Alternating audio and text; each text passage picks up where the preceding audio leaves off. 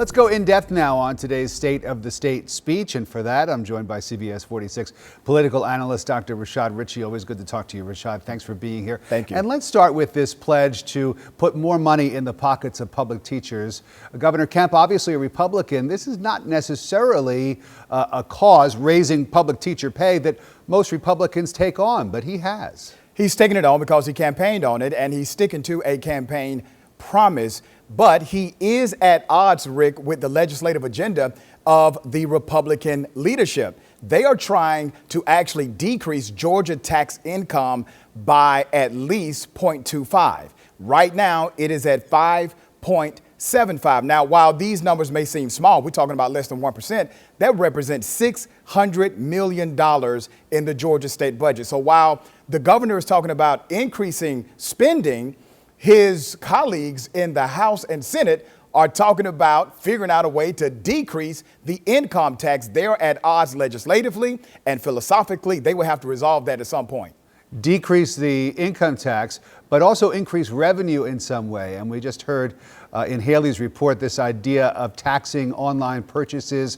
How realistic is that as far as, number one, getting it passed, and number two, the impact that it would have on the state's budget as a whole? It definitely would have an impact, but let's talk about the numbers, Rick, because that's where the devil is in the details.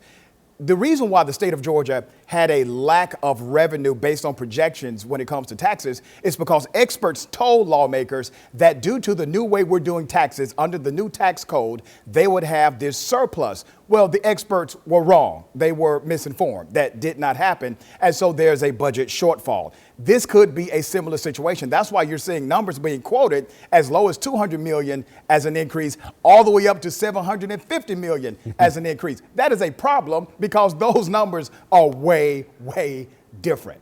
Very big gap that somehow they're going to have to fill. We'll figure out exactly what the correct numbers are. I can't let you go, Rashad, without talking to you about the impeachment trial that's gotten underway officially today in the U.S. Senate. It's historic. It's divisive. You have a president that people absolutely love and other people absolutely hate.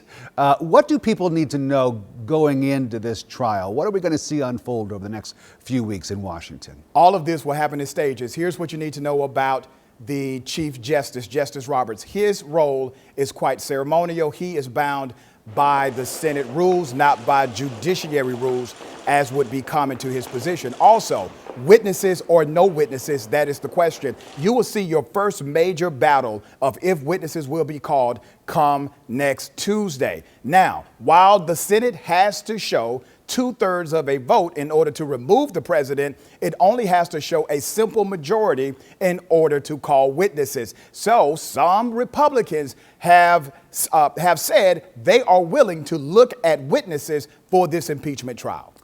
And the president's side says, well, if you're going to get witnesses, we want witnesses too. They're already talking about names like Hunter Biden, the son of former Vice President Joe Biden, who worked for that Ukrainian energy company and where he made all of that money that Republicans want to know more about. Yeah, Hunter Biden would never make it to a Senate impeachment hearing because literally nothing in the impeachment inquiry has to do directly with Hunter Biden. It's not germane to the case. It is a great political distraction in many ways. And watch, both sides, Rick, will do some level of horse trading in order to get witnesses to testify. It's the name of the game in politics. Dr. Rashad Richey, always good to talk to you. Thanks so much, Rashad. Thank you.